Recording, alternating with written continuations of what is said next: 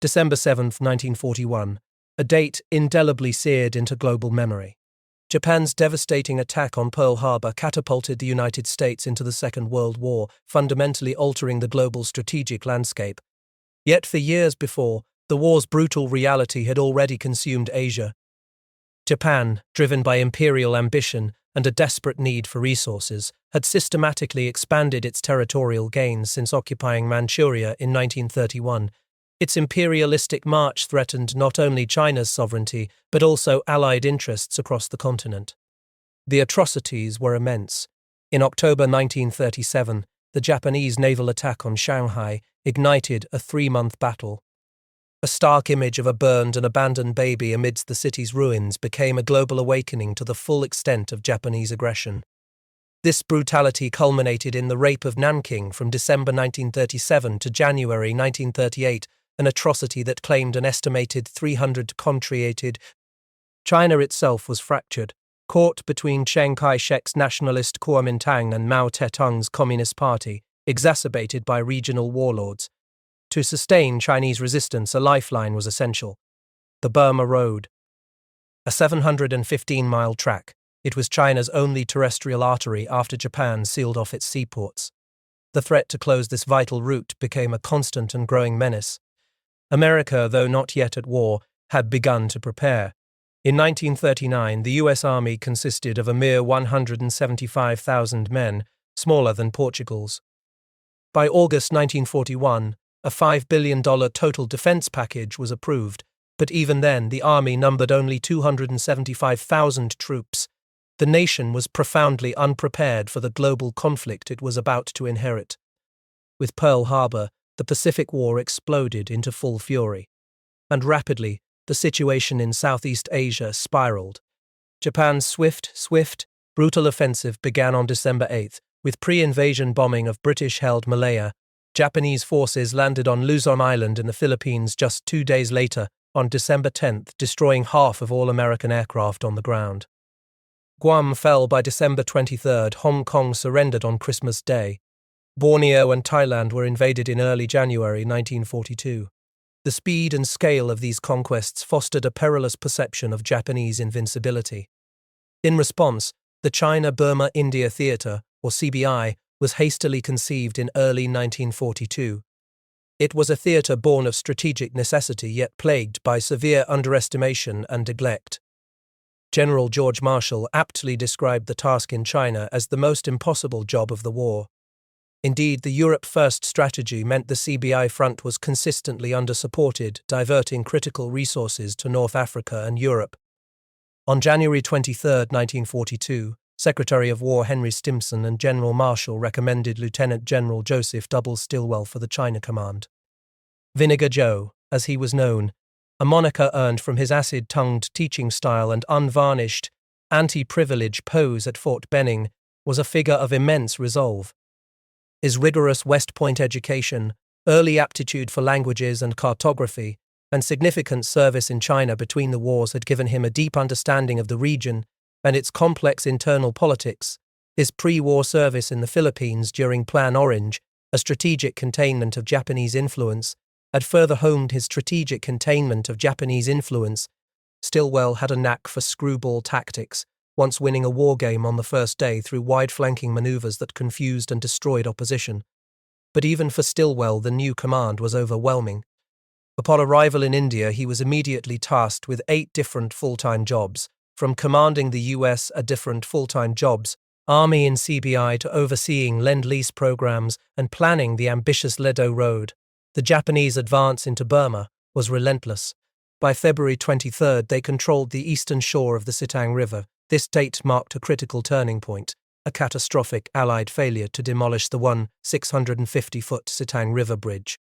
Indian demolition experts had wired it with explosives, but Lieutenant Ahmed Bashir Khan's initiation of the charge shattered only one of the bridge's 6 spans, leaving it largely intact and trapping thousands of Indian and Burmese soldiers.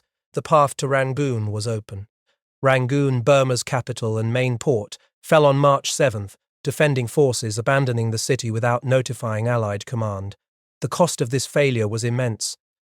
Rangoon's harbourside warehouses, brimming with 1,200 trucks, Thousands of tires, food, cigarettes, and electrical equipment became Japanese spoils. The city's Burmese population, harboring a deep hatred for Indians, turned on the remaining civilians with dars, 2-foot knives in brutal reprisal. With Rangoon lost, Allied defences in Burma crumbled.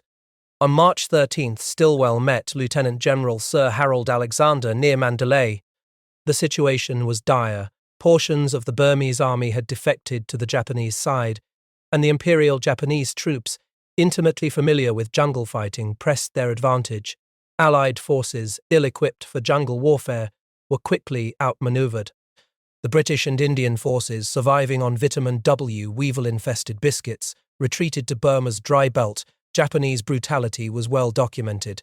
Prisoners were stripped, tied to trees for bayonet practice, or used as human shields at roadblocks. By April 15, 5,000 oil derricks at Yangon were destroyed on orders from General Slim, a desperate measure to deny resources to the enemy. The retreat continued, marked by disorganization and severe losses. 1,000-man Chinese division simply vanished under Japanese attack. Chiang Kai-shek, despite offering 100,000 Chinese soldiers for the defense of Burma, issued baffling demands, reversing approvals on army usage, and even requesting pine coffins for casualties and 1 watermelon for every 4 soldiers. This internal discord, coupled with the Europe First strategy, crippled Allied efforts. On April 29, Lashio was taken, severing the Burma Road, China's last major land supply route. It was a devastating blow. An estimated 900,000 Burmese civilians began a desperate northward flight, while Japanese shelling destroyed Mandalay's palaces and pagodas for 27 days and nights. On May 1, a Chinese general, Lo Cho-ing, commandeered a freight train that subsequently crashed, blocking the evacuation line to Myitkyina and to Myit. The fall of Burma was complete. On May 6, 1942, General Stilwell sent his last radio message before embarking on one of the most arduous treks of the war. With his motorcade cut off, Stilwell on May 7 began an 85-ground-mile march to safety in India, forcing his column to abandon all motor vehicles within 2 days. His orders were stark: burn the son of a bitch for any disabled transport, denying resources to the enemy. He declined an evacuation lift offered by Colonels Haynes and Scott, opting to lead his troops on foot. Roughly 80 of his staff and stragglers began their trip north on May 3, with the Japanese only 20 miles behind. The march was a grotesque purgatory. A minimum of 14 miles per day had to be travelled on foot. On the first morning alone, they crossed the Chaunji River 9 times. The terrain was merciless: impenetrable bamboo thickets, steep mountainsides, biting ants, dehydration, hunger, thorny vines, muddy bivouacs, sandflies, flies, broken packs. They encountered an enormous bull elephant on May 9th, a stark reminder of the wild and unpredictable environment. Even Gordon Seagrave, Dr. Cigarette, the humanitarian surgeon known for his chain smoking and connection with the Burmese, was part of Stilwell's retreat. Burmese nurse Than Shui and Major Frank Merrill were dragged on an inflated air mattress due to weakness. Members cutting arms and legs off clothes for coolness only exposed them further to mosquitoes and leeches. A junior officer's excessively large bedroll packed with sheets, pillows, and air mattress, extra clothing, and squirreled-away food revealed the stark disparity in comfort and preparedness. Stilwell, ever disciplined, personally removed it. By May 13th, the column crossed the Chindwin River and enlisted Naga porters. The arrival of an RAF twin-engine aircraft, dropping provisions, provided a crucial morale boost and life-saving intervention. Finally, on May 19th, Stilwell's column emerged from the jungle in the rain outside Imphal. His words upon reaching India would become legendary. "I claim we got a hell of a beating. We got run out of Burma, and it is as bitter as hell. I think we ought to find out what caused it, go back and retake it." This commitment to reconquering Burma, despite immense odds, became a crucial element of the Allied war effort in the China-Burma-India theatre. It was a personal triumph of survival and leadership, yet it stood in stark contrast to the catastrophic losses experienced by other Allied forces. 1,200 British, Indian, and Burmese dead were left at the Gindwin ferry landing, and 13,000 had been lost from General Slim's forces, leaving only 12,000 survivors. Burma became a grotesque purgatory for all involved. Japan's Asia for Asians campaign was built on the promise of liberation from colonial powers, Yet, for soldiers like Private Atsumi Oda, a 23-year-old Imperial Japanese Army electrical engineer, the logistical overreach forced him into unfamiliar and challenging roles, like handling horses without experience. For the Burmese, Japanese occupations mirrored the cruelty they had witnessed in China. Arbitrary bayonettings, executions, and gang rapes became commonplace, with the dead often left lying in the street or hanging from street lamps. This brutality, mirroring the atrocities of Nanking, shattered any illusion of a benevolent occupation. Such cruelty galvanized fierce resistance. By July 1942, Japanese forces began encountering the Kachins, independent tribes inhabiting Burma's northern mountains. Their terrain was unforgiving, marshes, mountains, dry plateaus, presenting immense obstacles for both sides. The Japanese northward advance halted at Maitkina by August 1942. British aircraft began dropping leaflets over Kachin villages, offering support. Lieutenant Colonel Gamble and Captain Leach, a two-man British force, arrived at Fort Hertz in late August, forming the nucleus of the Northern Kachin levies. Of the Northern Kachin levies, Baikore Danse Jaya, or NKL. Initially armed with only spears, a few muzzle-loading shotguns that fired loads of pebbles, and the sharp steel blades of their long dars, the NKL relied on local knowledge and improvisation. 14-year-old A.R. Gudi exemplified the role of local spies and the patriotic drive behind their actions, killing Japanese sentries with a bullet in each of their heads. The Kachins developed effective low-tech warfare. Their booby traps, pointed bamboo scantlings called panji sticks, were designed to impale an effective drive behind insect. They utilized early warning systems of split bamboo that clacked loudly to signal Japanese troop movements. By November 1942, the northern Kachin levies reached 500 men and soon received airdrops of double-barreled shotguns, a significant upgrade in firepower. The psychological warfare of the Kachins proved particularly effective. Their most terrifying tactic was removing the ears of enemy dead. This horrified the Japanese, who believed ears were essential for the soul's ascent to heaven. A Kachin fighter, for instance, once collected 12 Japanese ears in one night. General Stilwell, though demanding the cessation of ear-taking, eventually ceased questioning Kachin casualty counts, understanding that for these fighters, divide all of these by 2, and you know exactly how many Japs I've killed. These tactics, while brutal, inflicted significant damage and fear on Japanese forces, contributing to their eventual weakening in the region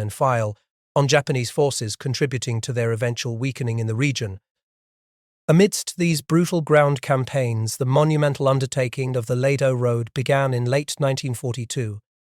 This new Burma Road was a 478-mile all-weather track of gravel, 30 feet wide and 4 inches thick. It was a task Winston Churchill dismissed as an immense, laborious task, unlikely to be finished before the need for it had passed.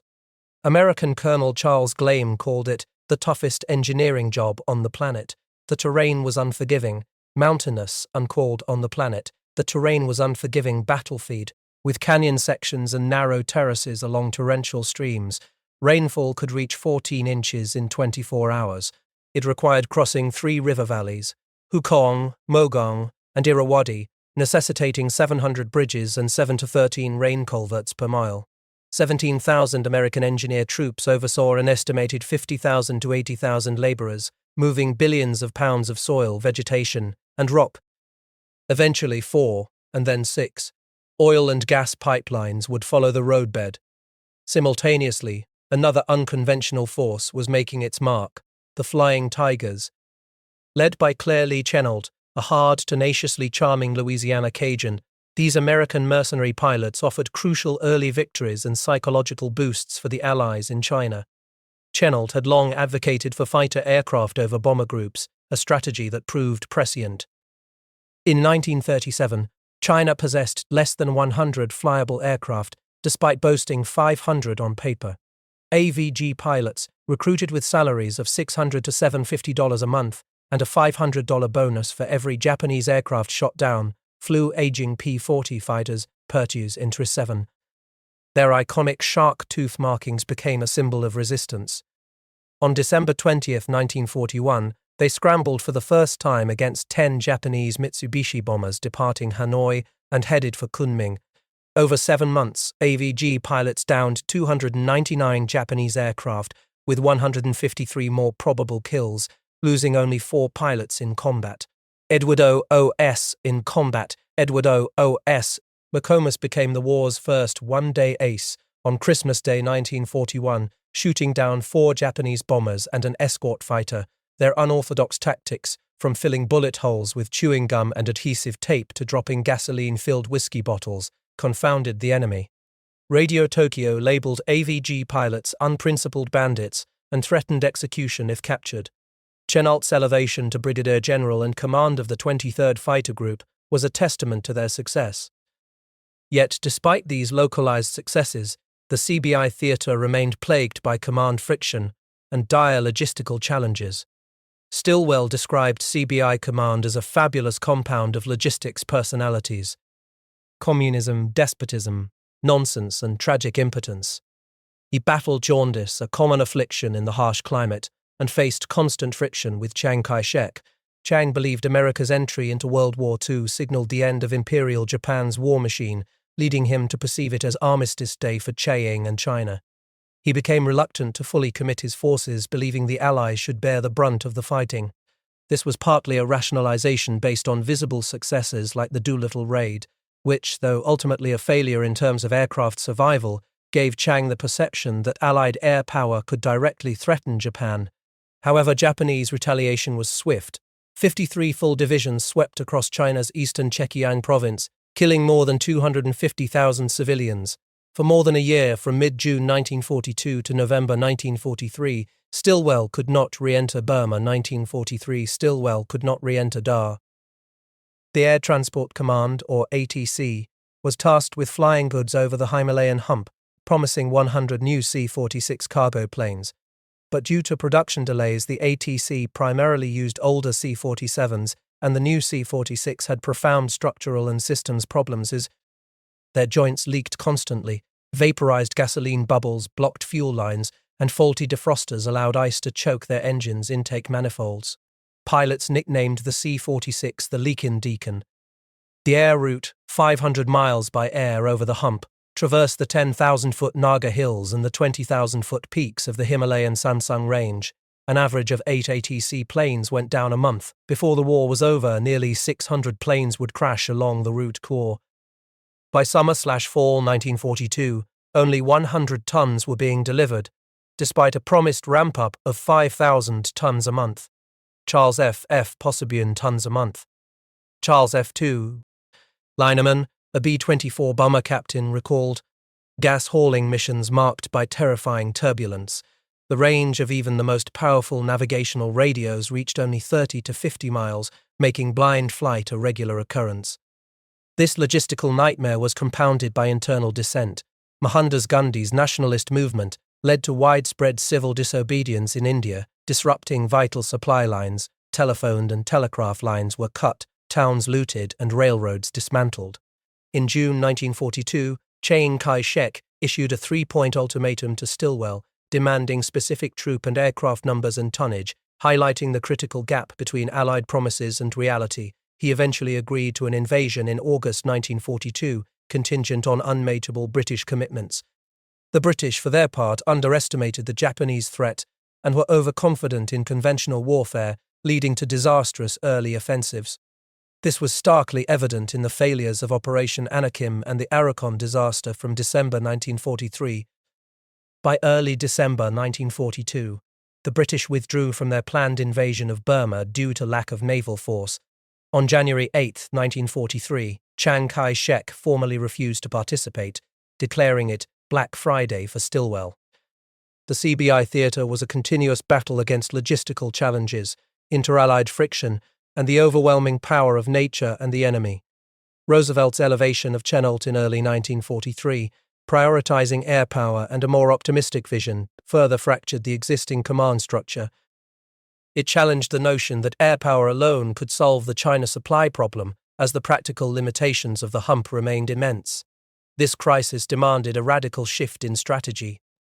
A new figure emerged: Brigadier Ord Wingate. He was, as Churchill's daughter Mary observed, a tiger of a man. Wingate was perhaps the most inspected and most distrusted officer in the British Army. His austere, religiously saturated upbringing had instilled in him a profound self-determination, a masochistic physical discipline, and a belief in his own destiny. Homeschooled, his father subjected him to mercilessly long hikes and full days of reading and memorizing the Old Testament. Nicknamed Stinker due to his lack of normal hygiene, Wingate was socially awkward and relied on internal validation. At Woolwich Military College, he defied a brutal hazing ritual, establishing his core leadership trait, challenging established norms. Boredom in conventional military life and advice from his influential uncle, Sir Reginald Wingate, Britain's High Commissioner and Prime Minister of Egypt, led him to pursue Arabic and Arab cultures. This opened doors to postings in the Sudan. There, as a regional chieftain charged with a company of natives in the Sudan Defence Force, he employed feints and small mobile groups to halt Ethiopian ivory traders. In April 1931, he shot and killed an ivory poacher, an undernourished old man dressed in rags. This event created a moral conflict, igniting spiritual vertigo and depressions, but also fueled his anger against oppression. Wingate's controversial involvement in Palestine, where he sided with Zionist settlers and developed elite fighting units, was a critical proving ground for his tactical innovations. Known as Hatedud, or the Friend, by Zionists, he commanded the Special Night Squads, or SNS. These units marched in tight formation, often 15 miles through the desert at night, their bayonets sheathed in black cotton, using newfangled radio communication. Wingate commanded from the battle line, even being hit 5 times by his own troops during one encounter. By 1938, his personal habits were erratic: an unkempt beard, unwashed clothing, wearing a large alarm clock, for swearing, bathing, eating only raw onions, and even conducting meetings naked while scrubbing himself with a brush. The SNS decimated Palestinian Arabs, trained future Israeli generals like Moshe Dayan, but also engaged in brutality, forcing captives to eat oil-soaked sand and executing 3 rebel suspects without trial. Disbanded in May 1939, Wingate was recalled to England. The Italian invasion of Ethiopia and the broader threat to British North African colonies created an urgent need for unconventional military solutions. General Wavell summoned Wingate, travelling incognito as Mr. Cography and cognito as Mr. Cography. Smith. Wingate commanded the Gideon Force, named after an Old Testament warrior. Beginning January 20, 1941, this 1,600-man unit of Sudanese and Ethiopian troops moved with camels and mules through thorny plains and flinty mountains. They harassed Italian outposts by night, sniping sentries and bombing machine gun nests, splitting troops into forked columns to foster the illusion of greater scope. In one battle, Gideon Force destroyed armoured vehicles and knocked out a Savoia bomber, killing 140 Italians and wounding 200. Rallying partisans, they contributed to the Italian morale collapse and Haile Selassie's return to power by May 23, 1941. Yet, after this victory, Wingate was demoted from lieutenant colonel to major in Cairo. In July 1941, he attempted suicide, trying to slit his throat with a knife, missing his arteries. By February 1942, Wingate was on regimental duty in a Royal Artillery battery in Dorset. But the Japanese invasion of Burma and the collapsing Allied front again led Wavell to order Wingate to Rangoon by the fastest route at the first opportunity. This was the perfect environment for his long-range penetration tactics. He formed the 77th Indian Infantry Brigade, 3,000 British Indian Gurkha, and Burmese soldiers. His strategy was to create heavily manned, permanent LRP bases inside Burma to attack on foot from India, be resupplied by air, and disrupt Japanese lines. Training was rigorous, drilled until they dropped, forbidding shaving, cutting trails through jungles. They scavenged food, boiling up scavenged frogs, fish, bugs, birds, and lizards, alongside ground-up Indian biscuits, to create a vile stew. Wingate's medical advice was chillingly direct. "We shall leave you to effect your own salvation." His men were called Chindits, after the Chinth, griffin-like statues guarding Buddhist temples. Their motto, peace at any price. Wingate's harangue eventually convinced Wavell to proceed with the Chindit operation, despite the collapse of Stilwell's plan in August 1943. At the historic Chateau Frontenac in Quebec City, the Quadrant Conference formalized the Allied commitment to retake Burma. Churchill, enthralled by Wingate, proposed the new Southeast Asia Command, CC, headed by Vice Admiral Lord Louis Mountbatten, a veteran of the Dieppe raid, known for uniting multinational soldiers and mediating tensions. Wingate's LRP plan proposed 8 full brigades, approximately 8,000 men. Significantly, General Marshall offered U.S. troops as one of the combat units, marking the first American battlefield forces in CBI. Stilwell recorded his exasperation. After a long struggle, "We get a handful of US troops and by God they tell us they are going to operate under Wingate. That is enough to discourage Christ." The invasion was set to begin in February 1943, after the monsoon season. X-Force would drive into northern Burma from India, just ahead of the Lado Road construction, to clear the Hukong River Valley and capture Myitkyina. E-forces, Chinese troops, would push from China along the Burma Road. General Slim's British 14th Army would provide body punches down the Arakan Peninsula. Wingate's operation began in early 1943. 2 dispersal groups of Chindits set off from Imphal, along the India-Burma border. The southern group, roughly 800 men and 250 mules, was a diversionary feint near Tamu to blow the Mandalay-Myitkyina railway. Major Jeffries was to impersonate Wingate to attract Japanese attention. The northern group, 2,200 men and 850 mules, was to spread wider destruction, disrupt communications, and test the revolt potential of Burmese hill tribes. The first Chindit raid was audacious. On March 6, Wingate began hearing of Chindit successes. Major Calvert's Column 3 and Column No. 5 sabotaged the railway and bridges, severing the Mandalay-Myitkyina railway in more than 70 places in a single day. This demonstrated the Chindits' disruptive capability. Japanese counterintelligence and aggressive patrolling, however, quickly detected the incursions. On March 2, Major Emmett's Southern Group column was ambushed near Kachin, suffering heavy losses and forcing a retreat to India. Major George Bromhead, who took command of Column 4 after Major Conran was relieved for turning off his radio, also led his men into an ambush and retreat. Despite these setbacks, on March 11th, Wingate received a signal that Southern Group troops had crossed the Irrawaddy, prompting him to order deeper penetration east of the Irrawaddy River, significantly increasing operational risk. On March 13th, Mike Calvert's Column 3 was fired upon by Japanese troops while crossing the Irrawaddy, forcing them onto an island and leading to casualties being left behind. Wingate's own Column 1 began crossing the Irrawaddy on March 18th. 2 full Japanese divisions, nearly 2,000 men, were now searching for Chindit columns east of the Irrawaddy. The Chindits battled not just the Japanese, but the jungle itself. Their maps were horribly inaccurate due to the movement of Burmese agricultural villages. Radios were lost or disabled, severing vital communication and resupply lines. Airdrops steadily provisioned the men but were subject to range limitations of escort aircraft. By March 23, Calvert was ordered to cancel his approach on Gokti and return to India. The next day, a supply drop for Wingate's Column 1 was aborted, leading to an open field battle. British HQ, increasingly concerned over mounting losses, suggested withdrawal. On March 29, Wingate ordered all column commanders to return to India. Calvert separated his men into 5 dispersal groups for withdrawal on March 30th.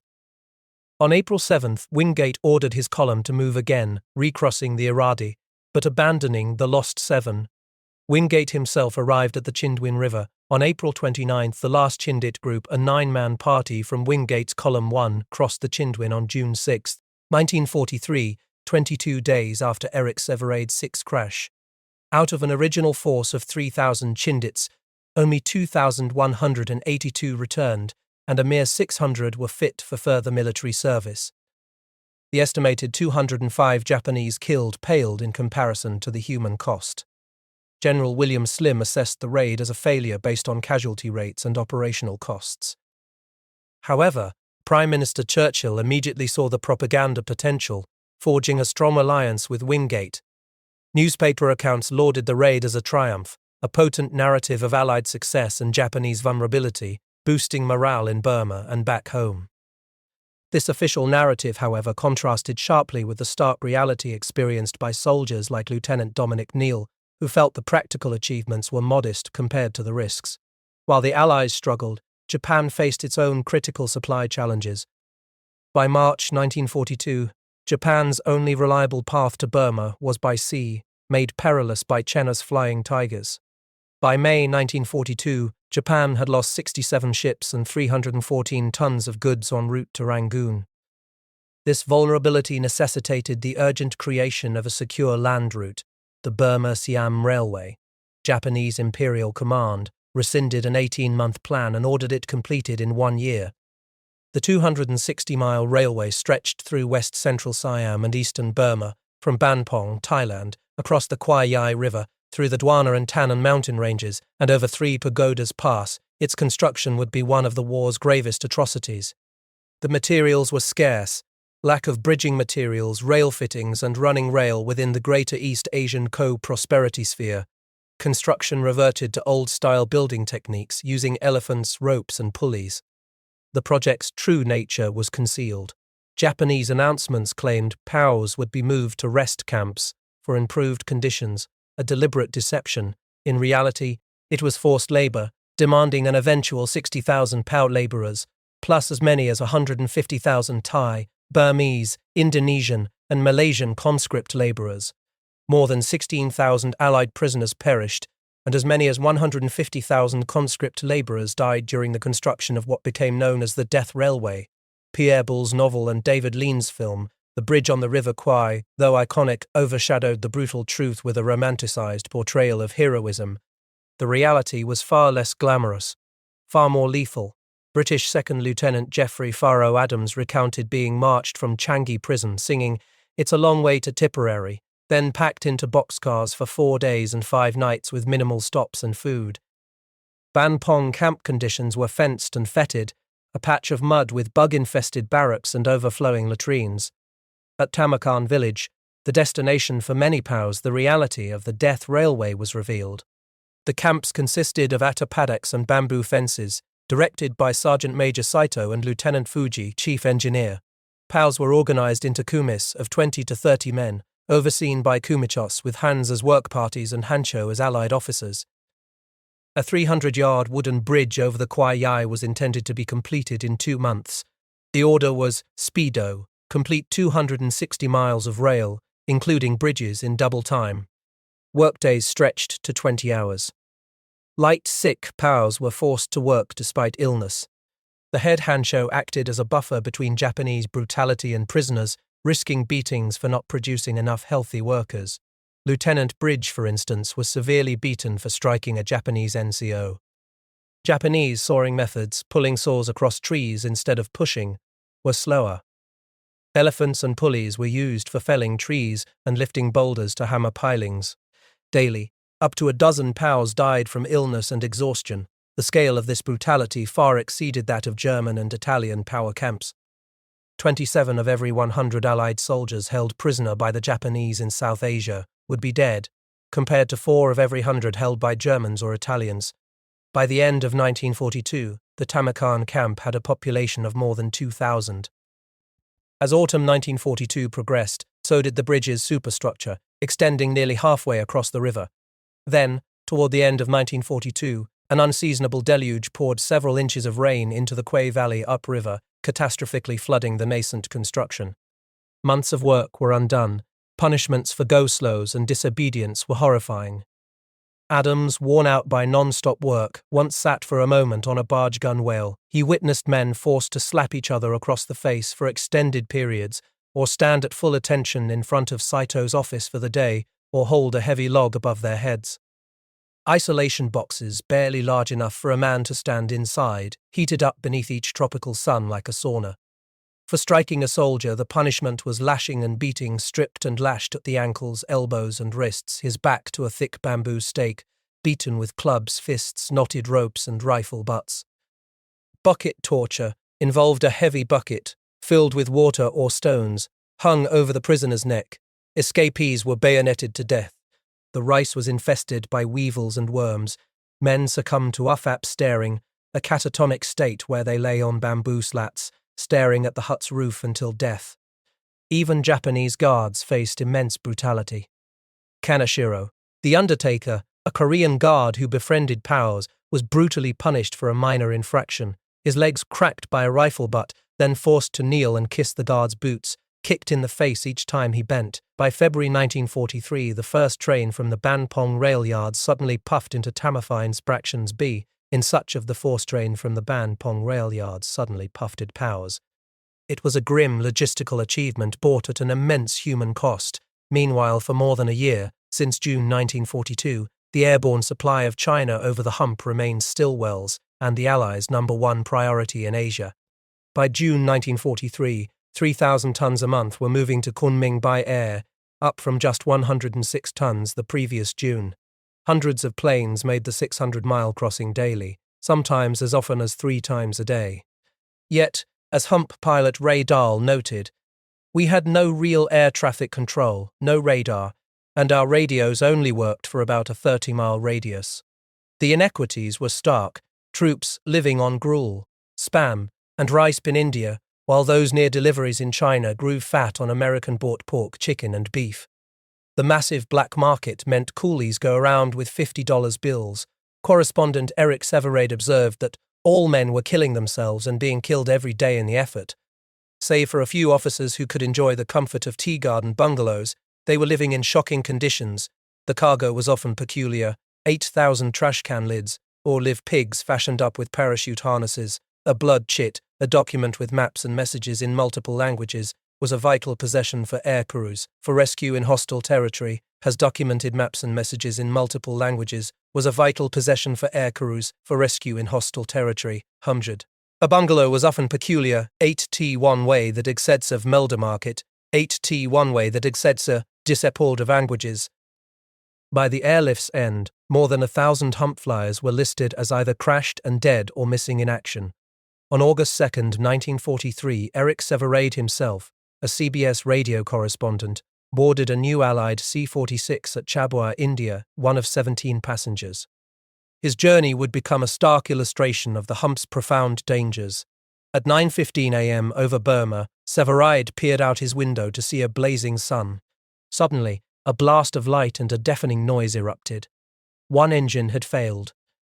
The crew chief, Ned Miller, began jettisoning baggage, leaving passengers with only what he wore on his back or carried in his pockets.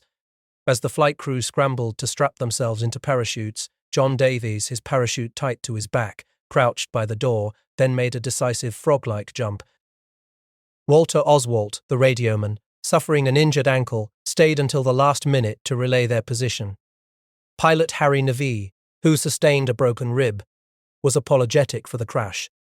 The C-46 finally crashed at the foot of a jungled peak in the Patkai Range, a row of long mountainous ridges that separates India from Burma. A ball of oily orange flame erupted. The crushing silence that followed was soon replaced by the cries of survivors. About 85 ground miles, or 60 air miles, from the British garrison at Mokokchung, the survivors were on their own. Lieutenant Colonel Don Flickinger, the surgeon, became their de facto leader, organizing medical care and rescue efforts. But a critical error deepened their peril. The survival pouches said to be attached to each parachute harness were empty. They contained no knives, rations, mosquito nets, or first aid boxes. On the ground, amidst the thick jungle, they discovered a small village of grass huts. A supply plane, on August 13th, dropped a 3-day-old Calcutta statesman, reporting their crash, a tangible sign that rescue was coming. The airdropped supplies included an axe, some jungle knives, blankets, canned rations, mosquito netting, cigarettes, and 2 Springfield rifles, one with a broken stock. A radio set was also dropped. But their greatest immediate threat was the Naga tribe. Prevailing warnings painted them as hostile headhunters, from villages like Ponio, which had taken 106 skulls from neighboring villages in 1942. Against these fears, an unexpected alliance formed. The Nagas were fantastic-looking, small in stature, broad-chested, thick-legged, with narrow thatches of black hair, black waistcloths, faded blue tattoos, long spears, and metal dars. Fiery torches approached through the dripping jungle. This initial tense encounter, however, turned into a critical alliance. On August 14th, Philip Adams, the Sahib of Mokokchung, arrived. His intervention, revealing the immediate danger of headhunting raids from other tribes, solidified the safety of the survivors. 22 days after the crash, the survivors reached Philip Adams' bungalow, a surreal sight of lawn and hedgerows out of the English countryside. Severade's personal ordeal became a microcosm of the broader wartime experience in the CBI. Uncertainty, reliance on chance, and the vital role of unexpected human connection in overcome use. The China-Burma-India theatre, often overshadowed by other fronts, represents a monumental yet largely forgotten struggle. It was a theatre of immense geographical and enemy challenges, a testament to American ingenuity and resilience in the face of overwhelming adversity. The Burma Road, despite its challenges and eventual reduced strategic role, remains a symbol of Allied determination and a lifeline for China. Elements of it still exist and are utilized, though often in disrepair, a tangible legacy of one of the most challenging and costly engineering feats of World War II. The extreme conditions and profound losses underscore the immense human cost of this often overlooked theatre, a testament to the longest active battlefront and the enduring spirit of those who fought there.